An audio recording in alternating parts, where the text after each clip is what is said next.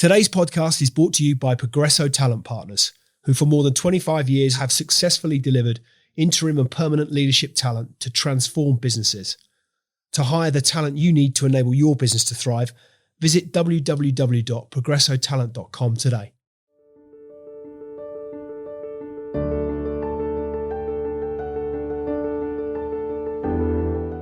Stuart De Ville is a game designer, graphic designer and animator.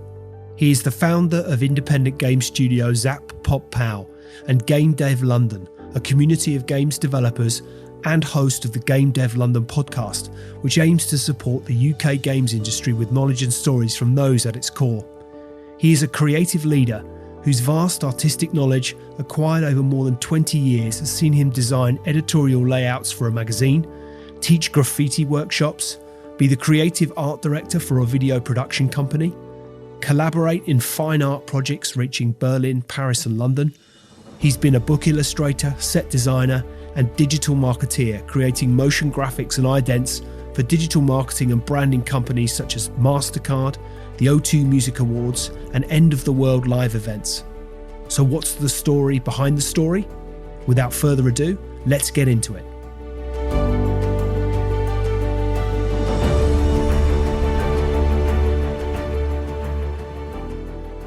Stuart De Ville, welcome to the Extrology podcast. Delighted to have you as my guest and appreciate you taking the time out. As always with Extrology conversations, I'd like to start at the beginning. So tell me, where did you grow up and what was childhood like for you? Wow, that's quite far back, isn't it? So I grew up in a little town that it turns out more people know than I realised, called Watford. Every time I meet someone, I'm like, they're like, "Where are you from?" I'm like, "Oh, you won't have heard of it. It's Watford." They're like, "Oh yeah, no, the football." And I'm like, oh, "Okay, yeah, maybe you do know." Or Harry Potter world, I guess, these days. Yeah, there is that too. There's loads of stuff going on now, the redevelopment. But yeah, so that's where I started. That's where I was born in Watford General. And growing up, big family, brothers, sisters. That's what was childhood like? So my mum was a single parent to two boys, me and my brother. I was the angel child, let's put it that way. So yeah, I was the one who just kept my head down, did all what I was supposed to do, went to school, and I wouldn't say I was particularly great at school, but you know, I tried to keep out of trouble as much as any kid can. And kind of heroes growing up, who were the, metaphorically or otherwise, the posters on the wall? Who did you look up to? Who did you aspire to be? I don't know if I kind of had, like, Robin Williams I consider him to be my, like, movie star TV father, because, like, anything that he did, I absorbed. I loved his comedy and just everything that you thought would be, like, a good person to be in the world. That's kind of one of the key ones, I guess, I looked up to. But outside of that, I don't really know. Where would that first have stemmed from? Were you Mork and Mindy? I guess would have been the first thing on TV that you would have experienced Robin Williams. Yeah, Mork, Colin Olsen. Again, being carbon dated, but yeah, literally that. I think I grew up. That was the first thing I remember of Robin Williams, and then literally anything that I ever heard that he was going to be in, any movies that were down the theatre, I'd go and see it. I think I've pretty much seen everything he's ever been in. I'm very rarely surprised then when people are like, "Oh, have you seen this thing? It's got Robin Williams in it." I'm like, "Yeah, I've seen that."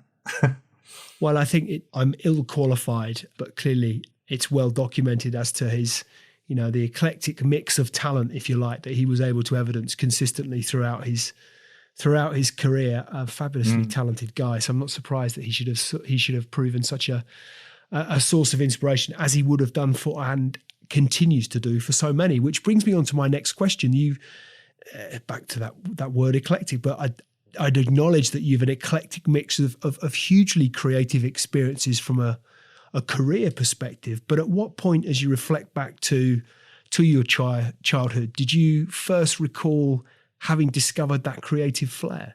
I used to have this like little thing in my bio that was I remember being very, very young and my mum putting like pens and pencils in my hand, and the first thing I did was create like a mural all over the living room wall, and that was kind of much to her dismay, but like that was kind of like, so it's almost like I was born with a pen and pencil in my hand. I always had that fascination with it. how to make my mark, I guess. And how did that manifest through school? You know, will you find, because I get, again, we'll come on to career at a later date, but there's a mix not only in terms of that kind of creative element as an illustrator or graphic design or creating, but actually theatre. And you come back to Robin Williams, there's a theatre thread through some of the background that I've read as to the things that you've done. How did your sort of creative experiences play out through school days? I think, especially when I was young, it wasn't clear to me that was a career path. Whenever I would ever speak about, you know, these dreamy dreams I had of being an artist, and I always had those classic dreamy dreams of being an artist, like living in Paris, looking out on my balcony, painting canvases and stuff. But everyone was always like, "Oh no, you're gonna have to get a real job. Like that, you can't. Artists it's not a job." And I think even as far as like going to a careers advisor, and I was saying, "Oh, I want a career in art," and they were like, "Okay, well, let's look at what other options you might have open to you. You know, you don't just want to dive into that." And I was like, "No, that's exactly what I want to be doing." So it kind of mostly led to me doing it. Like I'd always be scribbling on the back of my school books and stuff, like doodling in class when I should have been doing maths or whatever it was. But any class, I actually did have art classes, but any class where there was anything creative, any creative input, that's where I was doing best in those lessons. Even like the design technology classes where we had to, I think the first thing we were doing was we were all designing these like boxes to put stuff in. And I created a box that looked like it was an overflowing paint tub instead of it being like a basic box with a hinge and stuff. I was already going into like, no, this could be more creative than that. But yeah, I think I left school feeling like an art career wasn't something that people did, even though really the evidence was all around me, right? There's movies, there's people making movies, even animated movies. But it just seemed to me that maybe that was something that happened over there in America where like Walt Disney was, and I didn't really see a way of me getting there and finding a way into it. Although I did eventually find my way to art college. But yeah, I didn't really, it kind of was just always this thing I thought it would be it's never going to be my main thing. I'm always going to have it as like the thing that I love doing.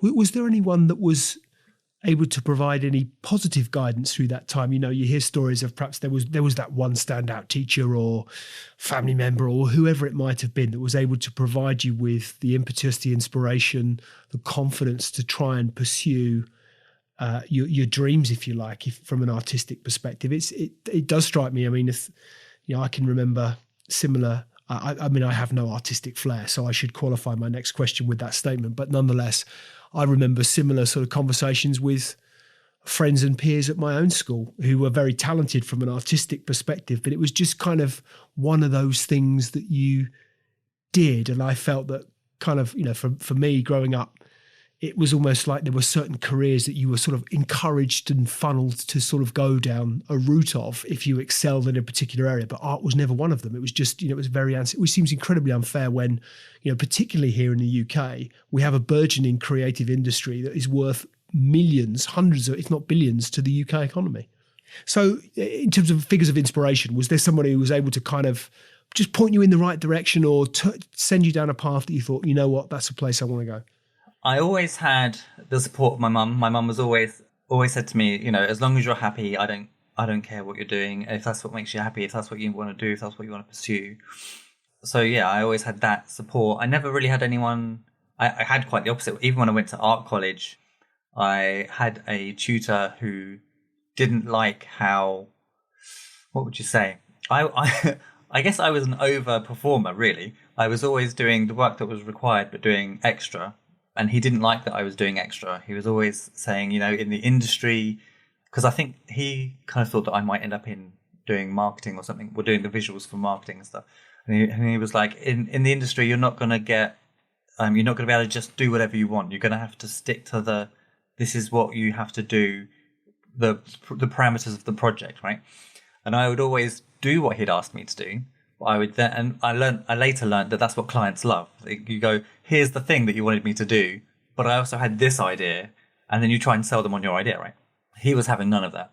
And I think that I've heard rumors that, you know, he kind of burnt out in his art career. So it comes under the classic banner of those who can do and those who can't teach. But I don't believe that to be true, but I think that there are some people where that's definitely the case. But obviously he shouldn't have been teaching either. So yeah, I had clashes with him, like even to the point where I didn't quite finish art college in the way that everyone else did.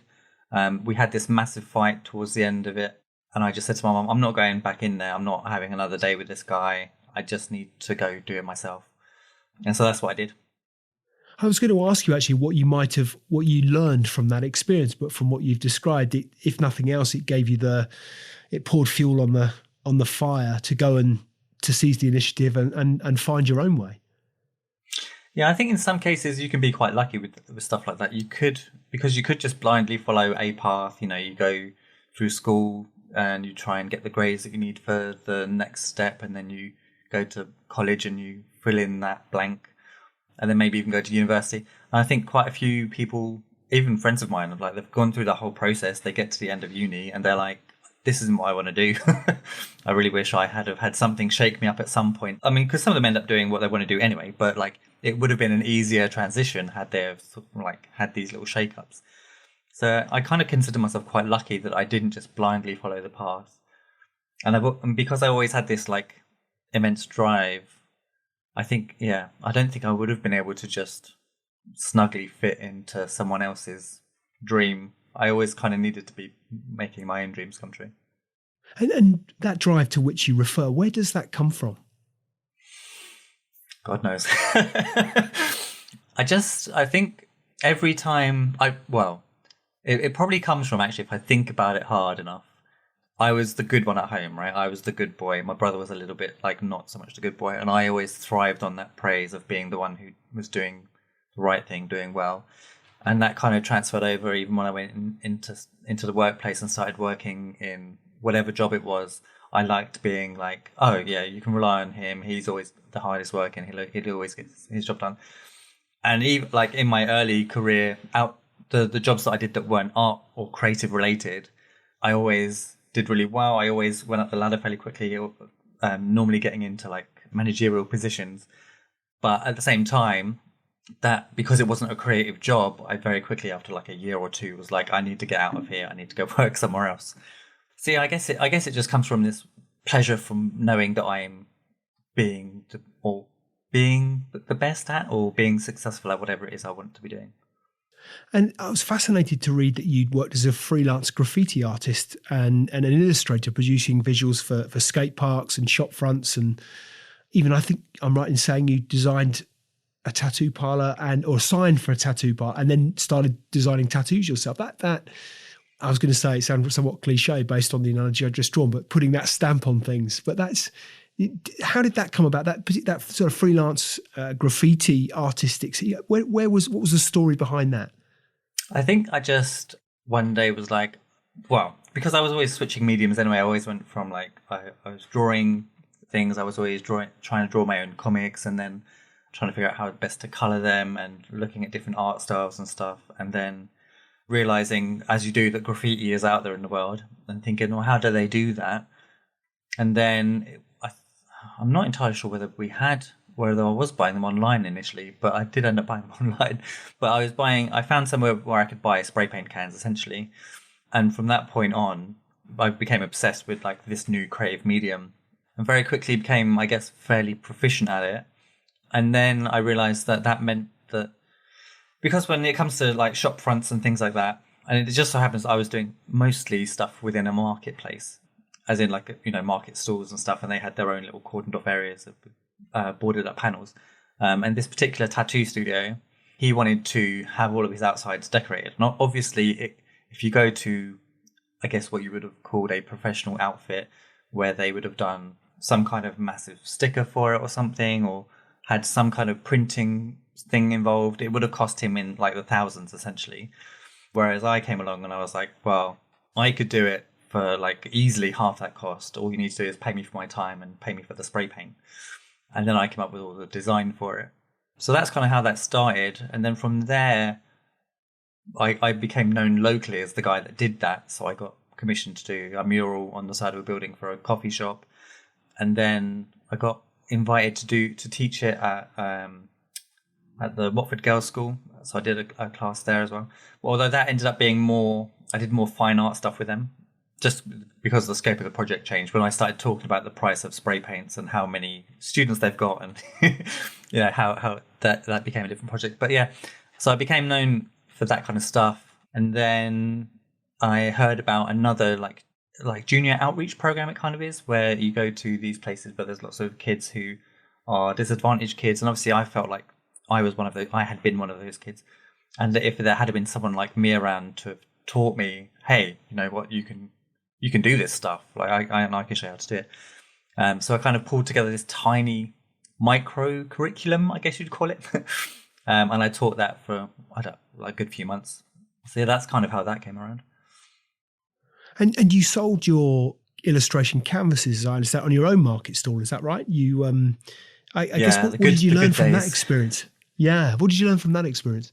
I think quite a few things, I guess. Like, one, I found that I was able to really be myself on when I had my own market stall, because I had my market stall, I had my canvases out, and I was like creating art live essentially. And people were able to come along and talk to me about it. And then I'd be like, oh, you like this one? You should definitely buy this one. And I kind of, got really good at the sales banter side of it. Also got pretty good at managing my own finances to a certain extent. You never get perfect at it, do you? But certainly got used to that whole exchange of things. And, I think that just kind of emboldened me a little bit further. I was like, I really can just do this on my own. I don't need to go do it for anyone else. And yeah, the luxury of just sitting on a market stall all day, doing what you love, talking to people about the thing that you love, and then selling them the thing that you love. Yeah, good days. Fantastic. So as an art director, you've created stage sets for themed events such as Star Wars and Pirates of the Caribbean. You've created storyboards and motion graphics, and even worked as an illustrator on a book, Suits, Ties and Miserable Lies, that's now found in the Institute of Contemporary Art. So, and you mentioned you've worked as a teacher. You've an incredible range of creative experiences of your own, and then sharing those experiences with other people. Fascinates me how you think that the experiences that you enjoyed early in your career have equipped you to pursue a career in the games industry. That almost happened by mistake, really, because I discovered the 3D open source 3D rendering software Blender, and I was like, "Oh, creating stuff in 3D, that's cool. I could definitely try my hand at that." And again, as I always have done, I was like, once I was absorbed in it. Watched as many YouTube tutorials as I could. Became really proficient fairly quickly. And then I kind of had this little daydream thought that, well, maybe because I really like doing the character art, and that has always been with me as far back as like when I was creating my own comics. So I thought I could be a character artist in a AAA studio, because at the time, AAA seemed to be the place that every artist wants to be. And also within Blender, I learned that I could model the characters, I could texture the characters, I could rig and animate the characters, so I could make my own animations. At the time, there was a game engine within there, and I thought, oh, this is amazing. I can actually make my own game within it. And once I started applying for jobs, and I realized that every AAA job, or at least seemingly every AAA job, they were saying, well, you need to be able to demonstrate your qualifications. I didn't have qualifications, I was self-taught. But that kind of gets overlooked as long as you've worked within the industry, and you've worked in the industry for 3 years, or you've worked on 3 ship titles. And I just thought, well, the only way that I'm going to get on that ladder, as it were, is if I use Blender to make my own game. And then I've at least got that experience of working and making and having those ship titles. I spent a good year banging my head against the wall trying to make a game, because although creatively I seem to be able to do anything I want, when it comes to things like programming and understanding programming language and being able to fix programming problems when you come across them, it's a whole nother language to me. And, they actually call it programming languages. So it makes sense, right? So I started talking to like everyone that I knew about it, that this is what I was doing, that I was making a game. And so when it came to a point of I was struggling really hard and I was having those conversations, people were like, oh, you know who you should speak to? And it just so happened that my friend Peter, who I hadn't been in close contact with for like quite some time, I was actually talking to his brother down the pub. And he said, yeah, you should talk to Peter because he's been making mobile games. And he is a genius. He's an absolute genius when it comes to programming and super switched on smart guy. But his brother said the problem is like his games are really fun, they're really cool, but they don't look very good because Peter's not an artist. And I was like, aha, okay. So that kind of clicked, and we started working on a project together. And I thought, yeah, this is going to be how I get in. There's a lot of like stuff that happened over the next 2 years. We went from making a project that was way too big to making a mobile game. We released that mobile game, and then I thought, do you know what? Why am I bashing my head against the wall, doing all of this hard work to try and work for someone else, when everything that my life has ever taught me is that I can do it myself? And from other experiences I've had throughout my career of like managing creative teams and things, I just thought this is definitely something I can do. So that's what I did. I started to reach out within the network that I had started to. I guess there's a step before that, right? So there's this game dev lunch meetup that I was going to every month because I'd already got interested in game development. And I realized that within that network, I was able to reach out to other people who are in a similar situation to me with different skill sets. And that's how I started to form my team. And so within about 2 months, I went from it being 2 people to 17. And yeah, that's kind of how that whole thing started. And this is Zap Pop Pow, the business that you now run. So tell me, if we go back to the idea of creating a game, first and foremost, thinking that process through. You'd done storyboarding, as I understood it, at earlier stage in your career. Is it a similar type of process? Do you preaching to the unconverted here and are very illiterate when it comes to understanding how you develop a game? Where do you start? What's the process? For me, I mean, it's not really similar. I mean, the point at which it becomes similar really is when you want to do, when you get to the point of doing trailers or the animated cutscenes, things like that. That's when my storyboarding skills might come in more useful than they currently do. But it actually turns out that it was a steep learning curve, working out a workflow pipeline. And in the beginning, there wasn't really one. It was kind of like I'd done enough myself that I understood all of the roles independently, so that I could manage those roles independently. I could say to someone, oh, I think this is going to take you this long, which means I can plan, I can plan the project based on those things. But when it came to like how I connect those people and help them work together, that's when I had the steepest learning curve, I think. Because although I had managed creative teams before, I hadn't managed a creative team where the disciplines were so vast, because programmers and artists tend to speak very different languages.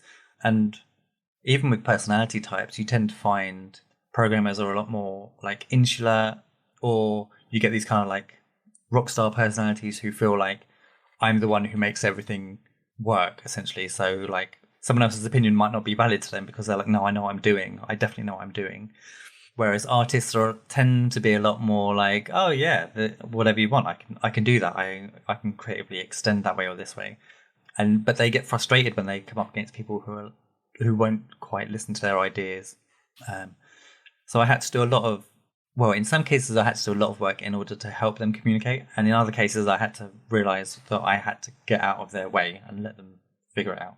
So yeah, that's kind of the hardest part of that whole managing a creative team like this.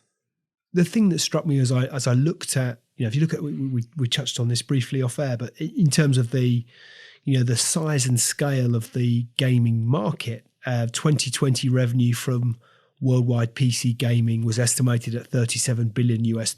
Mobile gaming generated $77 billion US. I mean, it's a huge space, but I would imagine dominated by significant sizable players, and then the market is made up of a series of independents as well. It's a very disjointed space, I would imagine, a bit like the difference between an independent filmmaker and Amazon creating their own studios. I mean, the differences are vast. I mean, is it in terms of the challenges that you might face? How do you get an independent developer off the ground? Good question. For me, it was just a case of I'm not going to stop doing it until it's done what I want it to do. So in my case, I've got 5 games that I want made within the series of the world universe that I've created, we have planned out 5 games. And so I will just keep trucking and do whatever it is I need to do to get that done. I will speak to whoever I need to speak to. I will network with whoever I need to network with. But I think it's a tough one. I mean, like you said, there is a lot of money in the space, but that money isn't accessible to everyone within the space. I think the big players get fairly easy access to that money. I think indie studios, probably even like 5-10 years ago, it was probably easier for indie studios to get hold of money, especially if you had people who had worked within the industry who had then started their own studio. But I think as time has gone by, people who were handing out that money in that space have realized that having a rockstar team doesn't guarantee you a successful product.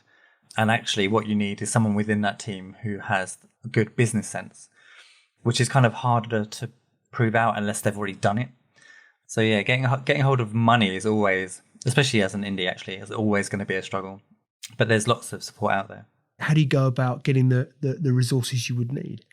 So these days, if you're an indie studio of any size, 4 to 20 people, whatever it is, I would say the first thing you need to do is get... It used to be that you could go to a publisher with a prototype, and in some cases you can still do that, especially if you can prove your team did it really efficiently and effectively, and like it makes sense for them financially. If they're like, okay, so it's not going to cost us too much money for you to get this to market, and then, we can play games with numbers there. But for the most part, I would say you would need a playable demo. So essentially you've got the game there, but you're going to make more of that game. And then you would take that to publishers and investors and say, look, this is the cool thing I want to make. And then there's other avenues, because you don't even have to do that, right? You can go to crowdfunding websites, and you can try and do it off your own back and garner interest. I think the only real difference between doing it that way and going through with a publisher is that the publisher takes a gambit and has that extra marketing power. Whereas if you try and do it on your own with a Kickstarter, you need to do all of that marketing. You need to let people know that Kickstarter exists. You need to create that hype, and you need to reach out to influencers who like live stream or Twitch stream games and see if you can get them interested in your game. There's a whole lot of stuff to it to try and do it on your own, but it just depends where you're at. And obviously some people, I know some people, solo developers mainly, solo developers who are programmers more specifically, who are able to do programming as like a full-time job, and they've been putting money aside so that they can fund their project themselves, and then they will go out and grab freelancers to, either do this little bit of art here, do that little bit of art there. So there's lots of ways of doing it. And I think that's why I don't really want to call it the bottom end of the market, but like when you're a solo dev or an indie or a hobbyist even, a lot of these games do end up getting out there, but a lot of them get out there from running under the steam of just the people, as opposed to like from this grant or this money pot here.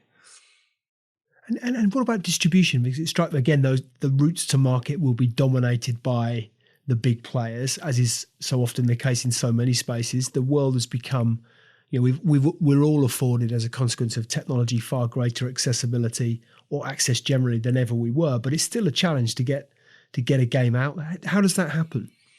Well, these days the bar for entry in terms of getting your product out there is on the floor, really. A hobbyist can create a game and get it up on the Apple App Store or the Google Play Store, and there's websites like Steam and the Epic Store, where literally as long as you've made a game, the quality doesn't really so much matter, because the platforms don't really care. All they care about is that, well, they care to a certain extent, right? They do some basic testing, but most of that's automated. So yeah, you getting it out there is fairly easy. The hard part is making something good or making something exceptional, and the marketing, like having people even know that your game exists. The first game that we created for mobile, and part of that is now that like it's out there, and I'm happy with it being out there, but I'm not pushing it in any way, shape or form, because it was like my first little foray into, it's like when I was doing sketch work back in the day, I wouldn't go around showing everyone my sketchbook and being like, well, in some cases I would, but in most cases you don't just go, oh, hey, look at these 10,000 sketches I did, because they're sketches. You normally go, look at this amazing canvas and you should buy this canvas. So I kind of feel like, although I learned a lot about the process getting that game out there, yeah, the focus for me wasn't to have it make money at the time. With in hindsight, what would you have done differently? Oh, so many things. With hindsight, I would have listened to all of the advice that is out there. There is so much advice that I ignored. There's, don't try making something massive straight first away, which is what we tried to do straight off the bat. We were trying to make a console game. Just me and at the time, me and Peter were just trying to make. I say just trying to make. We're trying to make a massive console game. I had fully designed this game with something in excess of 20 levels, like really huge open area 3D like levels. Fortunately, I had spent a year making all of the assets for it, but that's by the wayside. We still ended up after 6 months burning out because it was just too big for two people. And we were suffering really heavily from something called feature creep, which is where you have more ideas along the way and you just let them creep in instead of being like, no, let's just stick to the core idea. And so, yeah, we ignored that. And then when it came to me feeling like, okay, we'll take a break from that and we'll make a mobile game because mobile games are simpler and smaller. It's not true, particularly. It can be. But we still spent, I thought it was going to take us 2 weeks to make that mobile game. It still took us 4 months, which is far quicker than the console game would have taken us. Console game between the two of us could have taken us 10 years easily. But yeah, even then I should have scaled it back a bit. We still suffered from feature creep because I didn't have a clear idea of exactly what I wanted the game to be. And I was letting every new whim be like a whole new thing. So it ended up being like 5 mini games in one, which in some cases could have been a fun thing, right? You download the game and it's 5 mini games, hooray. But they were just connected in such a weird way that it was awkward. I mean, it's still out there. Like I said, I haven't torn it down because it still is a fun game to play. When I played it, initially I was the best person at playing it, which is always the way. But other people played it and they loved it, but I would watch them enjoying it and be like cringing. We didn't do any marketing. We didn't plan out the monetization. We put in adverts as a kind of last minute thought, really. And we had it so that an advert plays after you die. Well, no, an advert doesn't even play. You have the option to play an advert when you die because it's an endless runner. So you can either watch an advert and continue running, or you can not do that and just start again. And it made no difference to you whether you started again or not because it's an endless runner. So every time you died, your progress was saved. Like you got to cash out, your money was saved and stuff. It wasn't like a big deal. So that would have been different. I probably wouldn't have tried to do everything myself. So it was just me and Peter. Peter is like a pure programmer. Is happy to do anything programming. So which left me doing everything else. But again, that led me to a situation where I understood everything from the animation to literally every other aspect of releasing that game, which is how I was able to realize that, do you know what? Now that I get it, I just need to spend a bit more time and then I can do it properly. Has your career in the gaming industry, has it been what you imagined it was going to be from the outset?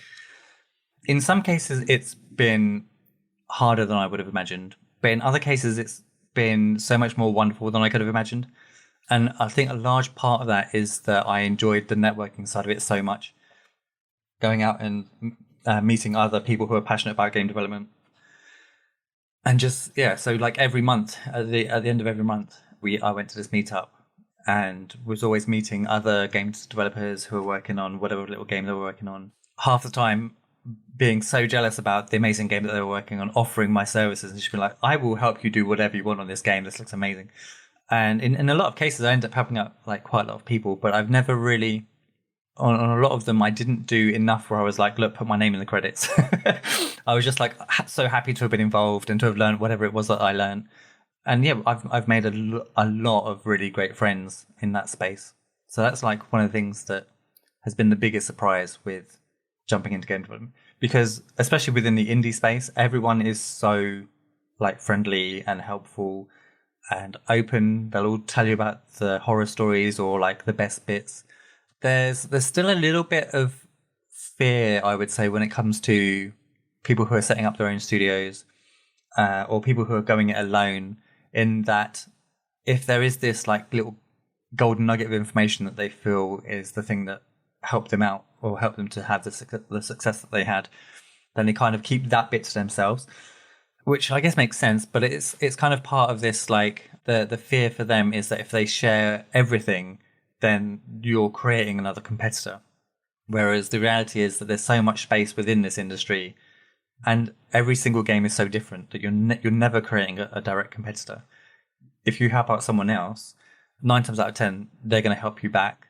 And it's just one of the wonderful things about the whole industry, really. How has the industry changed during your time? I definitely caught the beginning of the wave of like I say, this bar for entry lowering. It still seemed quite technically difficult to do when I first got in. And maybe some of that is that, I got a better understanding of it. And so now I'm like, it's so easy to get in. It's unbelievable. But I definitely don't feel like it was as easy as it is now. There's definitely more tools available now. I think when I had just got in and all of these new tools that were being created were coming in, I think that's when people realized that like there was this big space for it, and there is this huge need for all of these tools. There's so many different like level makers and like game design tools. There's now a sea of like open source software, things that compete with like Adobe software, things that compete, like Blender competes against the big game engines like Unity and Unreal. But even they, like when I first started out, I'm pretty sure there was an entirely paid structure.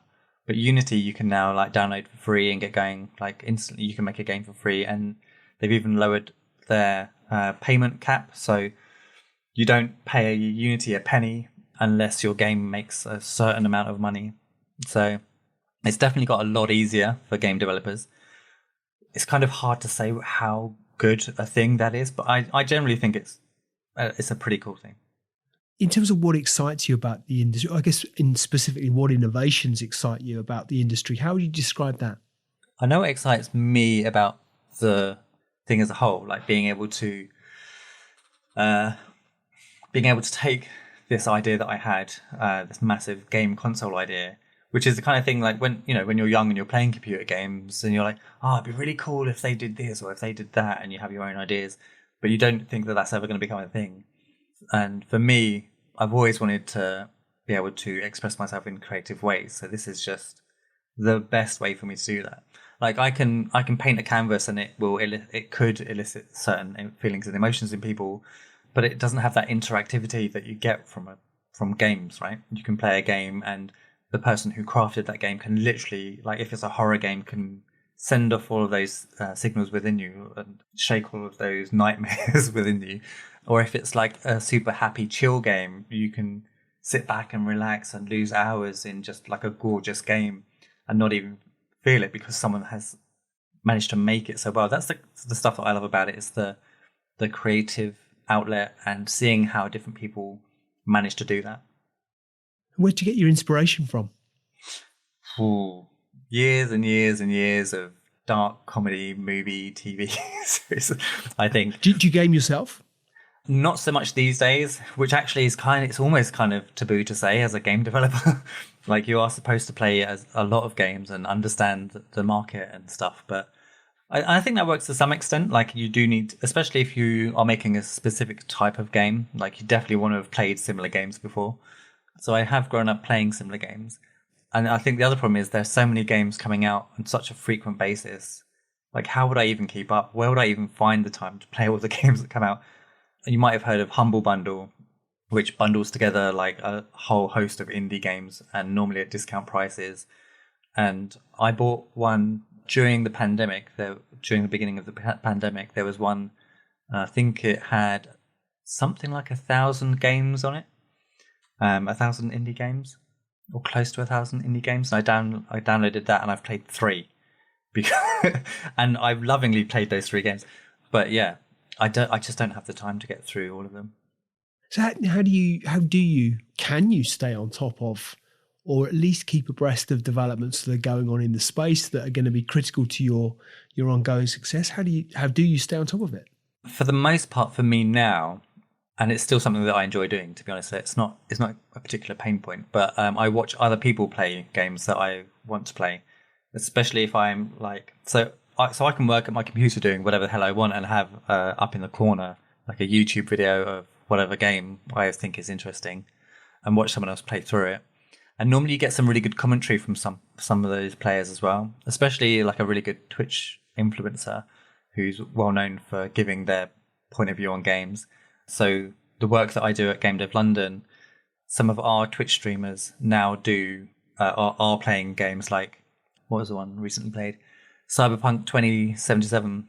And he plays games through the eyes of a developer. So he talks about, oh, that's really clever how they've done that. They're leading you down this path. So you feel like you've got freedom, but actually you're quite restricted.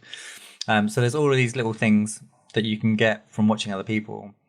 Because I could literally spend hours playing games and trying to pull it apart. So you mentioned Game Dev London there. One of the questions that I was interested to understand was the inspiration behind Game Dev London first and foremost. So where did the idea, well, tell us about Game Dev London first and foremost, and specifically where the idea had come from.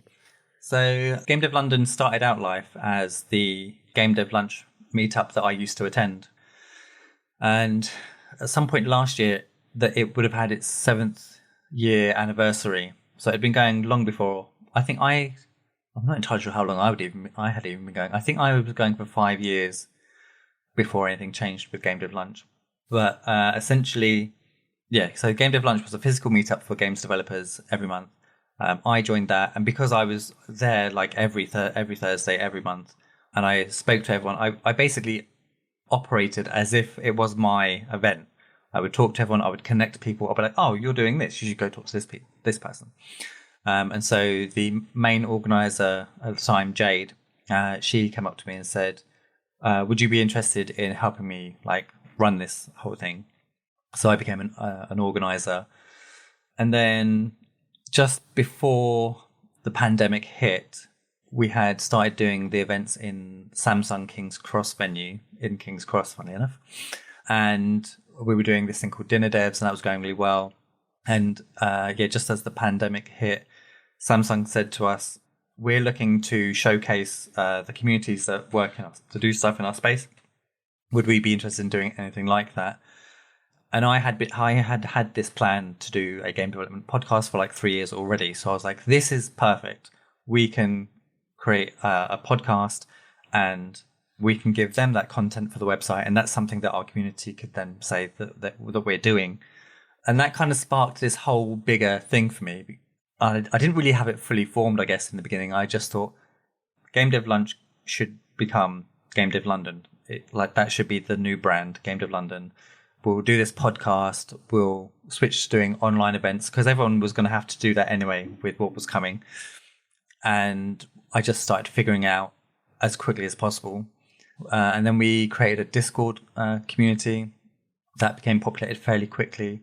Luckily, because we were starting out having used meetup.com, we had nearly 2,000 members registered on our meetup.com. So it was kind of a fairly easy case for us to just be like, hey guys, we're now doing this over here. Come and join us over here. And we didn't really get that many people come over from that actually. And I guess because it's, something that's contactless had been growing for 7 years. So there probably were a lot of dead accounts now at this point. So that kind of started to happen in April last year. And then it just quickly grew from there, really. We continued doing regular monthly events, but we did them online in the Discord. So we still do the Game Dev Lunch in the Discord. We then started doing an audio meetup, and we started doing game jams. So we did a summer, winter game jam. And then we ended up hosting a global game jam in January this year. We had the biggest site in the UK, which is pretty exciting for like a completely new entity. But the whole ethos behind it really is that because I had found this struggle to kind of find my feet initially, I thought we can definitely make that easier for people. So that's what we do. It's a community for games developers, whether you're a hobbyist or you're in indie or AAA, wherever you are in your career, you can come and join Game Dev London, and we'll talk to each other, help each other, share experiences. People form their own teams within the Discord, especially when it comes to the game jams, which is like the best experience you can have for making a game in a really short period of time. You can just go, hey guys, I need a team. 4 other people go like, yeah, I need a team too. all of a sudden you've got this mini studio essentially. And some people do continue to make their games after the game jam and have certain different levels of success. So for any independent game developers out there, or indeed people that might have family members who are considering pursuing a career in game development, where can they find you? How can they go and find out more information? How can they participate, get involved? First and foremost, you can just visit gamedev.london over here. And all the links to everything that we do is there. We obviously we have a Twitter. I feel like these days it's obvious that you should have a Twitter. We have a Facebook group. We exist on LinkedIn. We exist, everywhere that you would expect something to exist online now, we tend to exist. And the podcast itself available on in the usual places. You're on episode, am I right, 48 now, I think? I think we're about to drop episode 48. Podcast is on every podcast app that I'm aware of. We were added to a podcast entity that I didn't know existed because it all exists on an RSS feed. But yeah, that's the Game Dev London podcast. That's you could probably quite easily search that. But again, you just visit gamedev.london. All the links are there. And what have you enjoyed about the podcast experience? In the early days, because we've done an episode every Monday, it was meeting and being able to speak to whoever I wanted to within the industry. I could literally just, have my pick of celebrity guest, I guess. I could just be like, hey, would you like to be on the podcast? And they'll be like, yeah, sure, that sounds cool. And then I get to speak to them and ask them questions that maybe I would have wanted to ask them had I have met them one-to-one in an event or whatever. So you kind of get, exclusive access almost. That was definitely one of the best things. But we've kind of switched format these days. Not by much. Like, we still do have special guests, but we now prefer, because there's 10 hosts, so we can just talk amongst ourselves. So we tend to pair up for an episode and talk about topics that interest us the most, or even talk about things that are topically happening right now within the industry. So I just enjoy being able to garner information as well as share information, I guess. So what does the future look like for Zap Pop Pow and indeed for Stuart De Ville in independent game development? Good question. Raging success. So we're at Zap Pop Pow. We're close to having our demo together. It's been a long old road. We've had quite a few pivots. We were originally, the plan was to make a 3D platforming RPG, but I wanted to scale down the length of time. So that was looking like it was going to be a 5 or 6 year project. And if things went wrong, that could easily expand out. So we were able to pivot to do something a little bit simpler based on a previous prototype. So we're, instead of having the 5 year thing, we've now only been doing like a year and a half, and we're close to demo. And then once the demo's out there, we'll probably do an early access release. And then, hopefully that's a big success. For me personally. Fantastic. I wish you well. I'm sure it will be. And what about away from work? It sounds as though that you've got a very busy schedule with businesses that you're running, podcasts you're hosting, meetups that you're engaged in. Do you still illustrate? Do you still draw? Do you still create? Do you still have that sketch pad? What do you do to unwind and get away from the screen? That's really hard. I still play games to unwind. A guilty pleasure of mine is having Clash Royale on my phone, which is something that a game developer probably shouldn't have on his phone. I do still sketch stuff. So this empty picture frame behind me, there's a canvas waiting for me to finish sorting out that blank space. So I still do stuff like that, but I'm now father of 2, so that takes up a lot of my time. I kind of prefer to have some family time as opposed to being 100% creative 100% of the time, which is what would have been my preference pre-children. Absolutely. I mean, I think that's a full-time job in itself, 2 full-time jobs in itself, and that you've got there. So in terms of as what drives you now, I guess, I've fathered myself, it changes your perspective. It certainly provides a degree of impetus when it's not just the 1 or 2 mouths that you're feeding its 4 or however many it may be. But in your respect, what is it that drives you? What gets you out of bed in the morning? It definitely has become a driver, if I'm honest. Like, before, it was all about, I'm going to be a success for me. But now there's kind of like this bigger picture that, like, I want my boys to grow up having me as a role model, seeing that, there is this, if you want your dreams, then you just work hard and you pursue them. And hopefully they will grow up seeing that, that is what I was doing, that I was striving to not only meet my dreams, but also provide them with as best a quality of life as I can. So that's definitely one of the core drivers. I still have that little boy in me that wants to be the best and wants to, continue to reach for success. And are either of them showing creative talents at a young age? Are they showing any sense of some of the traits that you would have evidenced at a similar age? Yeah, one of them is about to turn 3, and the other one is about to turn 2 months. So it's too early to tell with that one. Yeah, but the one who's nearly 3, yeah, he definitely. I wouldn't say he definitely has it there, but I can sit him down with paper and pencils, and he's very quickly learned how to draw circles, which seems like for an adult you'd be like, well, of course you can draw a circle, but actually. But actually, the motor skills involved in doing a decent circle it tends to be, if you've got a good art teacher, they'll tell you it's in the elbow, it's not in the wrist. So yeah, there's a lot of stuff like that. And when it comes to paint, he loves getting he doesn't like getting his hands dirty. Actually, he likes having clean hands, which is something I never had. But he loves to make his mark, and he's always like, "Daddy, look, Daddy, look." So he's definitely got it. He's got some part of it anyway. I think it would be, he's very fortunate to have in his father, I'm sure, based on your own experiences, at least if he starts to consider a career, who knows what the future holds, but some sort of creative career, the encouragement that you might give based on your own experience of perhaps not being as encouraged as arguably would have been great at a similar age. I think it's, at least he knows he's going to get that kind of encouragement. So what does success mean to you, Stuart? I don't know what success means to me right now, because some days I feel like, I am experiencing some level of success. Game Dev London's doing really well. We went from having 0 members to nearly 900 members in the Discord. So that kind of feels like a certain level of a success. The events go really well. We're having talks with different partners and getting different sponsorships involved in that. So that feels really good. The game studio, everyone within the team seems very happy. In fact, that's the case with both Game Dev London and Zap. Both teams seem very happy and they all work together really nicely. So I feel like I've managed to pull together these great teams of people.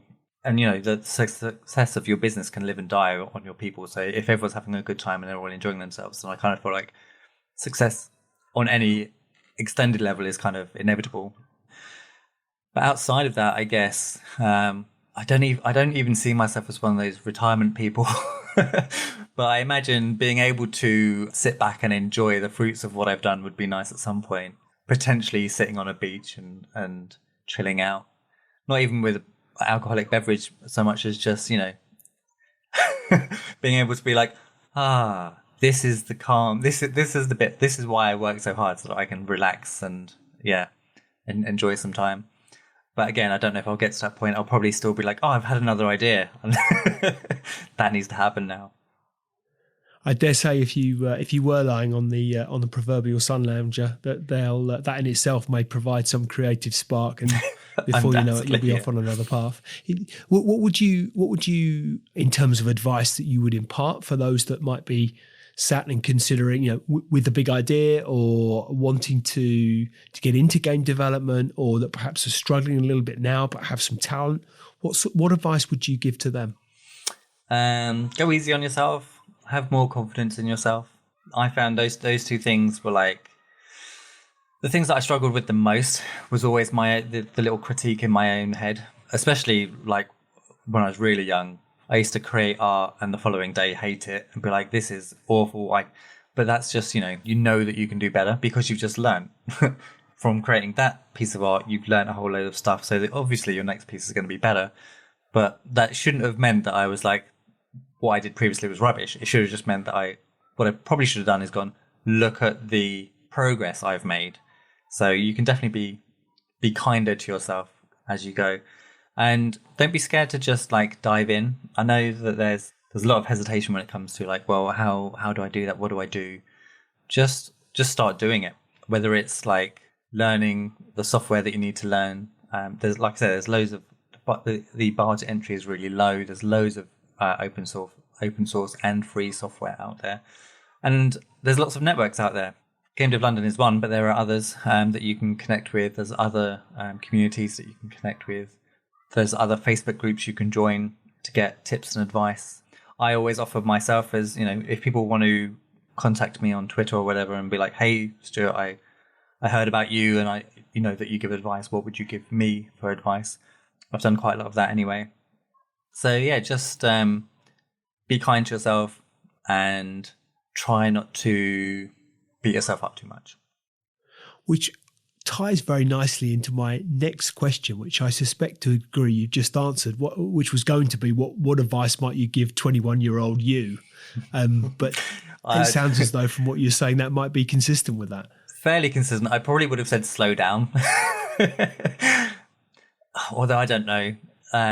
It's easy to say things like that, isn't it? To think that maybe if I'd have slowed down, I would have got further or made fewer mistakes, but maybe I would have just made different mistakes.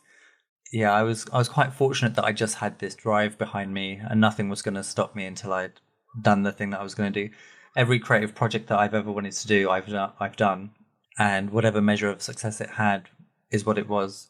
You can only ever try your best. You can never say, well, this is the thing that I'm definitely going to make. You can just try your best to do that.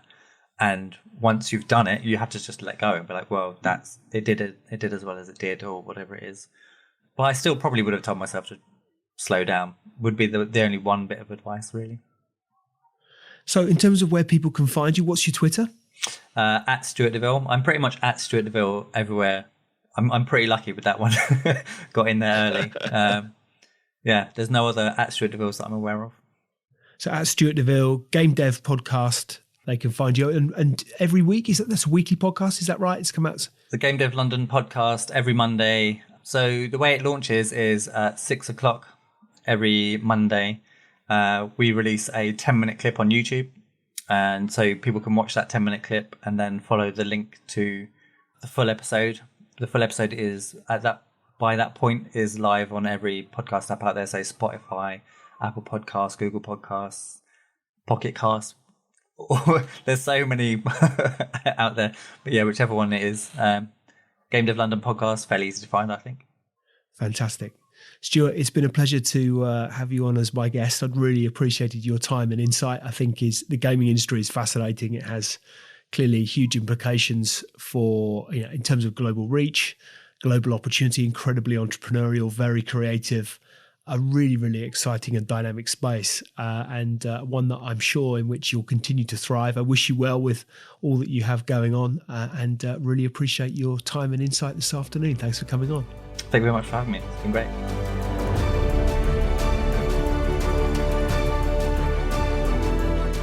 Hi, ladies and gentlemen. Thank you for listening to today's Extrology podcast. I really appreciate your audience and ears. If you've enjoyed it, then why not hop onto iTunes and give us a review?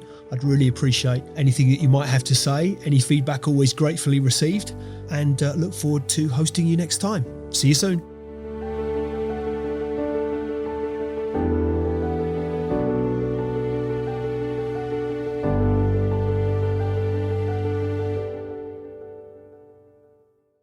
Just a reminder, today's podcast is brought to you by Progresso Talent Partners. Visit www.progressotalent.com today for more information.